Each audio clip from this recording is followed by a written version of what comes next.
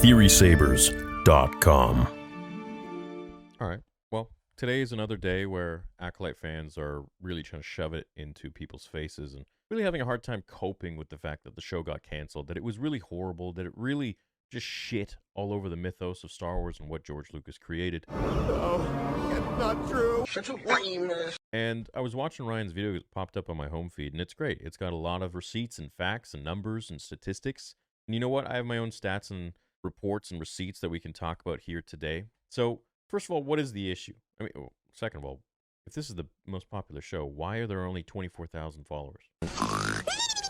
You know, maybe you guys can bump that number up. It's not going to do anything. It's not going to get your show back. And I say that with glee because the show really shit on a lot of the favorite characters that I liked. And just was horrible overall. I mean, I've made countless videos about it. Anyways, so a lot of Acolyte fans are going around. They're saying The Acolyte was Disney Plus' second best performing original series in 2024 with 2.7 billion minutes viewed. I don't know why this is something to brag about. It's like, just accept the fact that the show really wasn't good. And if it was, everyone would have watched it and more people would have wanted it. Now, not only do we have facts for The Acolyte, not only was it the lowest viewed finale in any Star Wars Disney Plus show in history, not even for 2024 in history, but it's also the lowest viewed show for Star Wars. Okay, so here are the numbers, and we're going to compare this to a graph that we have later on in this video as well, which will go over the different Star Wars, the more popular Star Wars shows that weren't in 2024, such as Mando Season 3, Ahsoka, Andor, Boba Fett, to get a grasp of what they're claiming and what they're saying. It was such a success!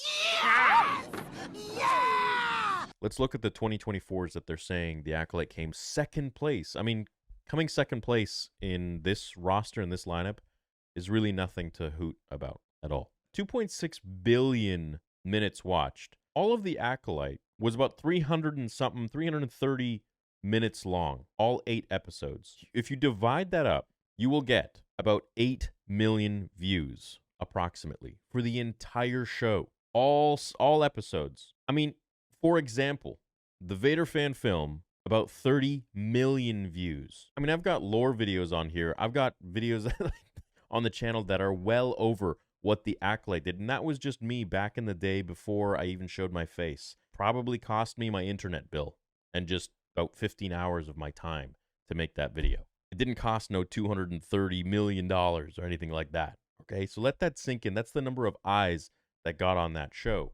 8 million views. That's nothing. This channel alone has done hundreds and hundreds of millions of minutes watched. Think about that. A YouTube channel. Star Wars The Bad Batch and Star Wars Skeleton Crew. And Ahsoka came before this, but it was still trailing. It still was getting views, right? Stuff, gets views over time. The Mandalorian Season 3, still getting views. And then The Mandalorian Season 1, still getting views. That is impressive. It's still got 693 million views. That's pretty wild. That's great. The only reason The Acolyte got views at all are for 2 reasons. I'm going to explain them very easily. This was advertised and touted as the show, the story, before George Lucas's Episode 1. Right, back in 1999, you can go look at some of the clips of people going crazy at getting into the premiere for The Phantom Menace. They're going nuts. They're like breaking down on the floor. It was a real experience. Let me tell you, going to a Star Wars prequel film in 1999 and the early 2000s was a real experience. It was beautiful, and I'm so happy that I got to experience it as a kid and teenager. I think it was an excellent movie. I think Mr. Lucas did a fabulous job. Special effects were wonderful, and the storyline was wonderful, and we'll probably come back and watch it a couple more times. That being said, this predicated on the fact that it was before that, and it was going to possibly cover characters, and there were rumors that Yoda was going to be in it, and this and that and the other. Was he in it? Yeah, he was.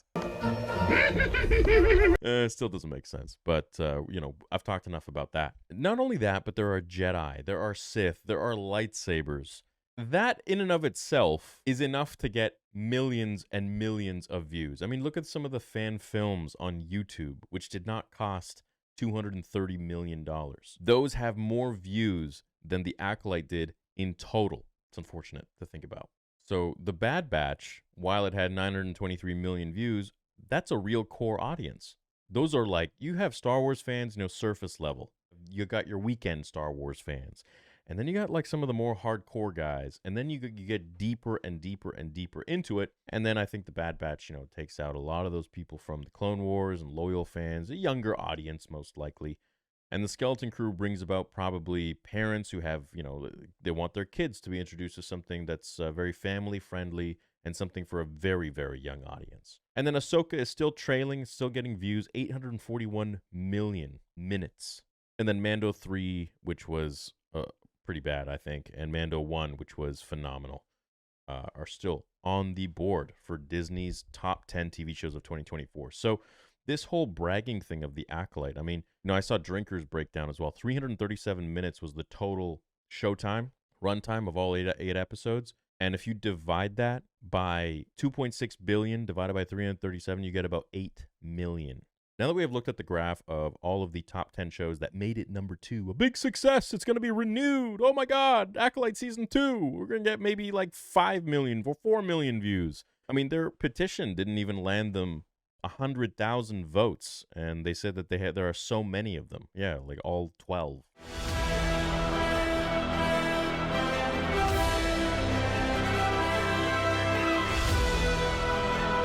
Clearly, they couldn't even resurrect their own show that they love so much.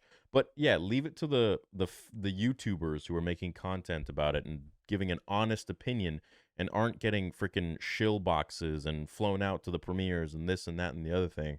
And they're just giving their actual honest opinion to their audience as a lifelong George Lucas Star Wars fan.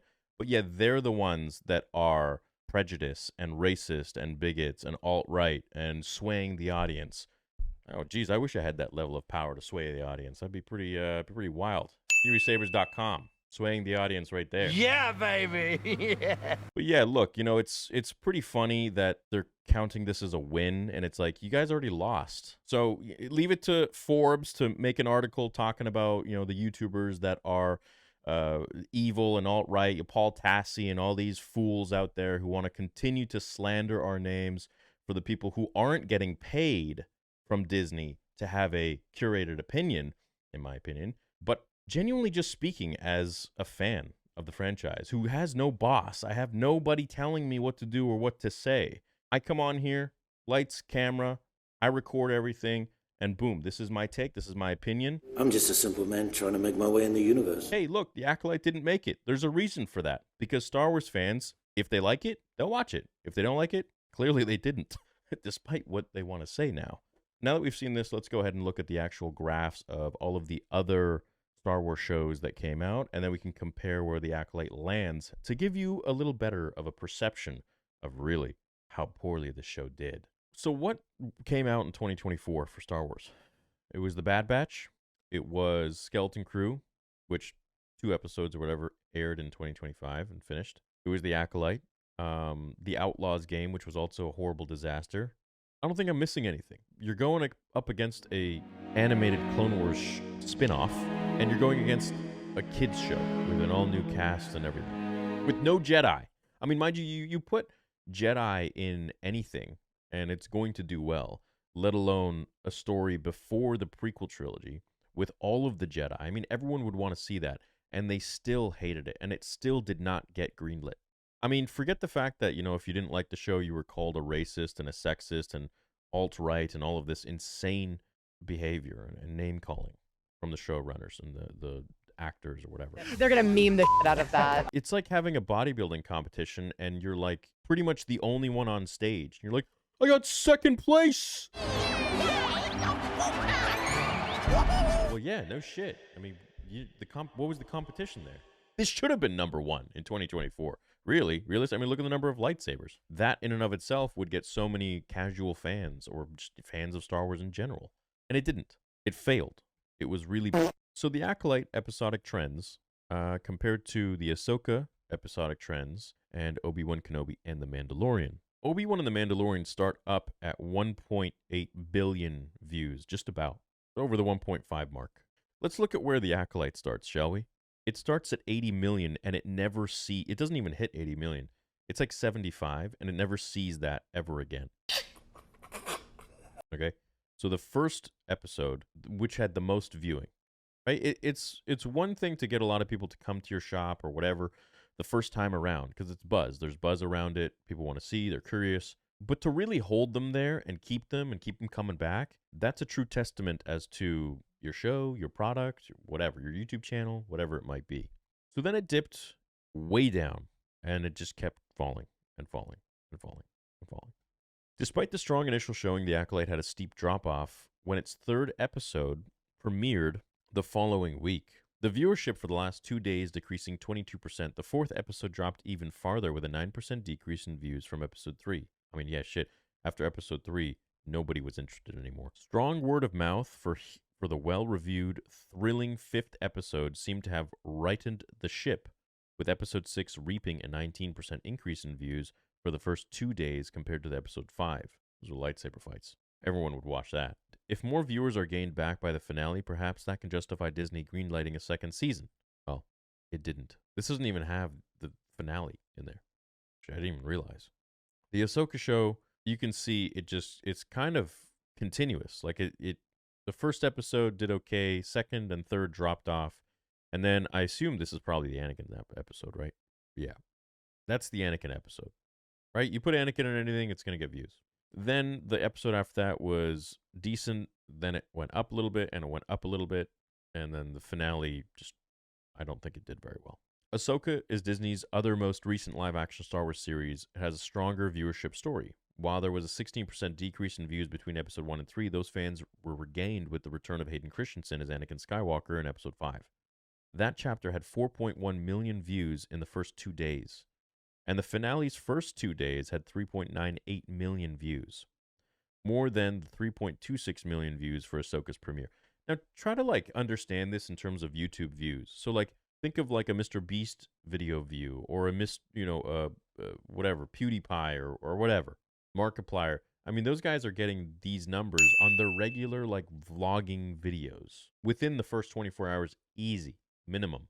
Mind you, this is a freaking, $200-300 million Star Wars production, and it's not even hitting that on its first day. And the first days are usually the strongest. It kind of just trickles off after that. It's really unfortunate to see. Now, mind you, Mandalorian Season 3 and Obi-Wan Kenobi, different story. These are characters that people are pretty invested in. What's interesting about this, the Mandalorian Season 3, no one really gave a shit when it started, and then it kind of went up, and then it just dropped off. Like the Lizzo and Jack Black episodes, people just completely checked out. And it goes up, which is super unconventional. It's because of what they did in the Boba Fett show. If they did not do this in Boba Fett by having Grogu all of a sudden switch up, stop his training with Luke, get Ubered back to Tatooine, and go meet up with Mando, you would have probably had this higher up because you want to see now what is going on with Mando, what's going on with Luke, and how Boba Fett could incorporate his story into that as well. But we didn't get any of that. They switched it up because they were worried that Grogu wasn't going to sell a lot of views if he wasn't in the show. So they had to incorporate Mando and steal the show for Boba Fett, from Boba Fett. Obi-Wan Kenobi, I mean, no brainer. 1.5 billion. It's just insane. Insane, dude. Not even Christensen's presence could save Obi-Wan Kenobi, though. Upon release, Obi-Wan Kenobi looked like a massive hit. It launched with 7.52 million views for the premiere's first 2 days, but then dropped to 4.74 million first 2 day views for the third episode the following week. That's a 37% decrease. By its finale, Obi-Wan was down to 3.91 million views in the first 2 days. While that's a bad drop-off, it's still over 1 million views higher than The Acolyte's opening. Paraphrasing Obi-Wan himself, the viewership was good from a certain point of view. So let's compare now the total minutes of watch time for the first 12 weeks of recent Star Wars shows.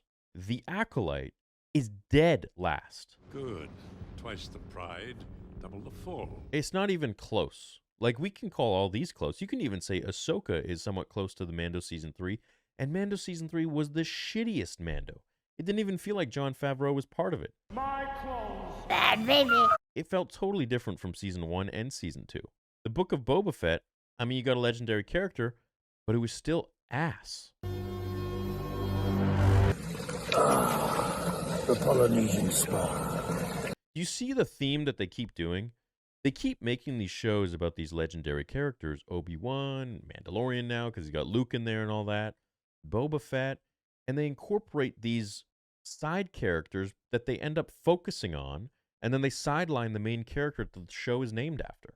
Mandalorian Season 3, for example. They focused more on Bo-Katan and then Jack Black and Lizzo and all this bullshit, runaround stuff that just ate up time and then bringing Moff Gideon back. It was a joke. It was absolute mockery. Book of Boba Fett. It should have been called the Din Djarin 2.5, Mandalorian 2.5 show.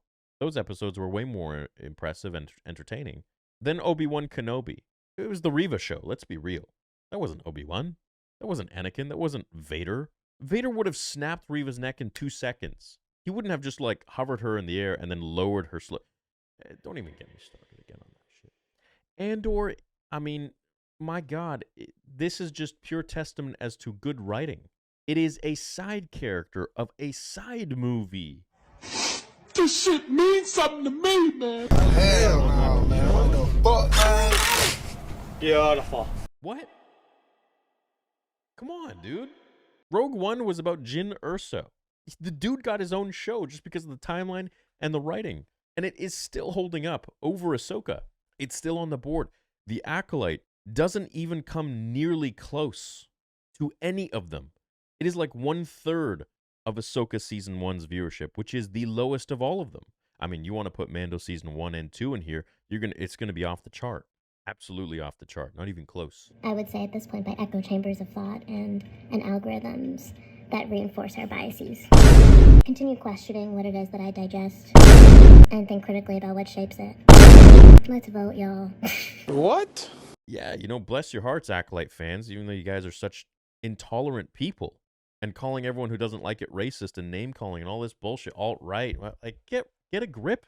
Get an absolute grip. You guys are delusional. So uncivilized. The show isn't even coming close anywhere whatsoever. It sucks. Oh my God, bro. Oh, hell no, man. What the fuck, man? Get your ass on. Nobody watched. If the show was good, people would have watched. Trust me. I mean, you guys can't even hit like on the freaking show's official page. Like, this should have like 1 million followers or something like that, or 500,000 followers. You can't even crack 30K followers on it. So weird. Super weird. Like, I mean, you guys gave me more subs on YouTube in my first, like, I don't know, 2 months, 1 month, 2 months on YouTube than this show, which apparently is the most loved and beloved, and people are so upset that it's not around. Well, do something about it then. Don't make me kill you. Maybe you guys should have stuck around and watched. Maybe there aren't enough of you. And this isn't a us versus them kind of thing. This is a us versus Disney. Why is Disney not making better Star Wars, where all of these numbers are just off the freaking chart? And not only about jangling keys with good characters and this and that we want to see, characters we care about, but good storytelling. Because these are characters we care. Nobody cares more about Obi-Wan than Star Wars fans. And Vader, those are the main characters. Boba Fett, people wanted to see that for a long time. Strong opening, but what the hell? Mandalorian, you turned that into a fan-loved show. Season 1 and 2, amazing. You jangled the keys just right and you incorporated it into the storyline, and it was phenomenal. And it worked. What happened in Season 3? You guys got lazy. Too many cooks in the kitchen. Get out of there. Let Jon Favreau do his work, man. Let him do his thing. Because clearly, it ain't working. Too many of you are in the kitchen here. And the Acolyte is just a mess. They got the most money, and it did the worst. And now y'all want to be celebrating the fact that this was the number 2 show of the year? Well, there were no other shows of the year.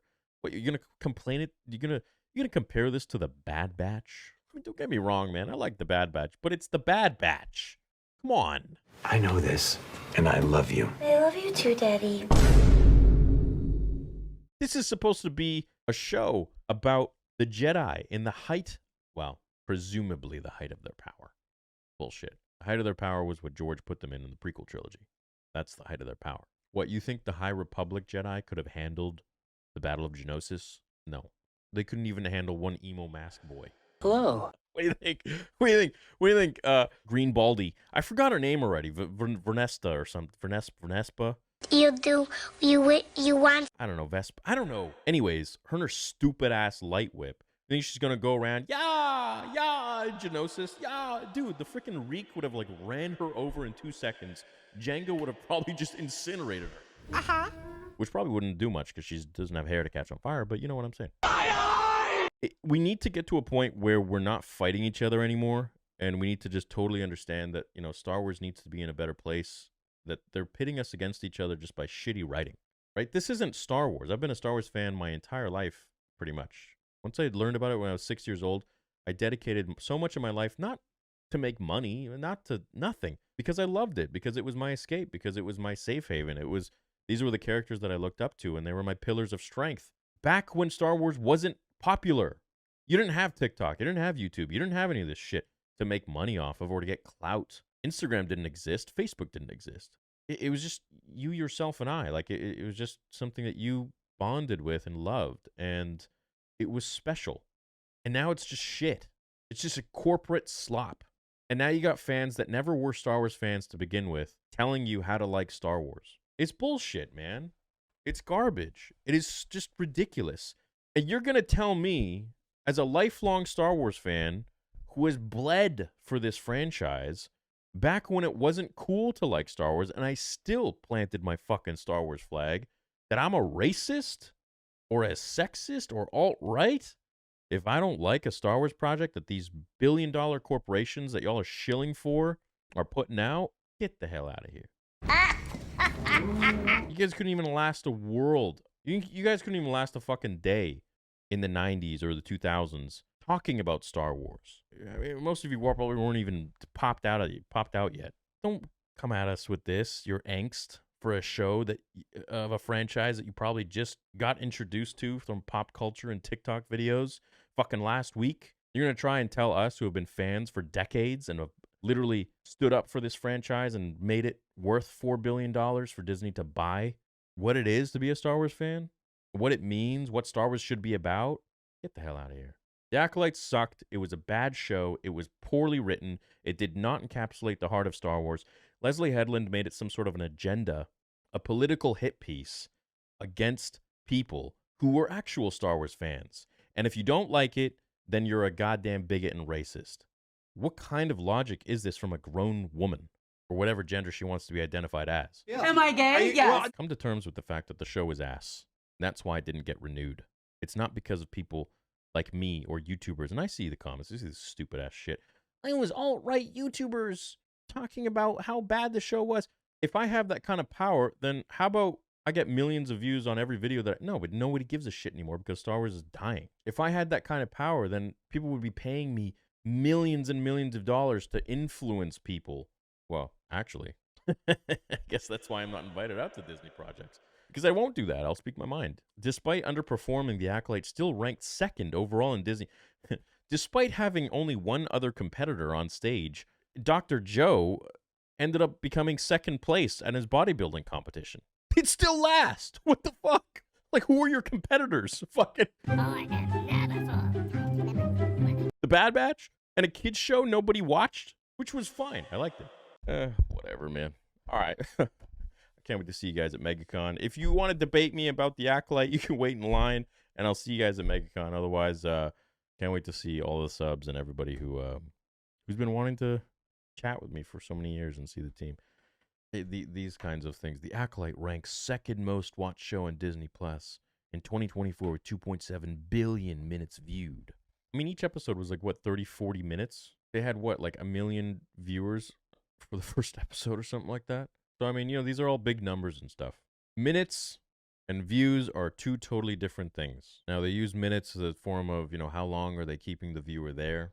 These numbers, when you have a 30 to 40 minute episode and you've got 8 episodes, it's not that hard to do. And as you can see, it's literally the lowest of the low. So, for example, this channel, you guys have watched over 1.2 billion views. Now, minutes, I don't even know how many minutes that could be, but I mean, that's over the course of 8.5 years now.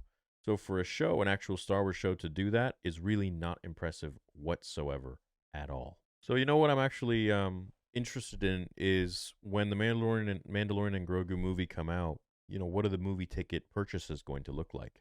How much will it do at the box office? Because we haven't had numbers like that since The Rise of Skywalker, right? It's all been these Disney Plus shows, which honestly, The Mandalorian season 1 and 2 were great, and it was a great, I'm like, okay, this is going to be good. They're not, ruining Star Wars by dragging it out like typical shitty shows just to earn a subscription. And then they did exactly that. The whole story, everything just became about keeping the viewer subscribed for as long as they could, but not through good storytelling where the viewer wanted to stay there. It was through shitty ass cheap tricks like, oh, let's just kill off this shitty character. Let's kill Boba Fett's character. Let's introduce Mando and Grogu. Yay! People are gonna watch. Well, they won't return, right? That's something that I learned, and what I wanted to do with Theory Sabers was like, yeah, you know what? The world's biggest Star Wars YouTuber eventually makes his own saber company, which you guys have been asking me to do after I was reviewing everyone else's for years. Everyone's gonna buy the first month or whatever, the first week. But can you keep them coming back? Is the customer support good? Are they going to return? Are customers going to return? Are people going to be reviewing it really poorly? And this is something that I looked at with other companies when I was buying from them. And I mean, so even some of the shitty ones I bought from them just to like have my own review. But nobody goes back to a shit reviewed product. And word of mouth is a real thing. And I think that if you can see that a company or a product or show has consistent numbers and viewership, then that's a real testament as to the quality of the product, the show, whatever it might be. You know, it's like when Mr. Beast opened up his whatever burger shop. Everyone bought from it, right?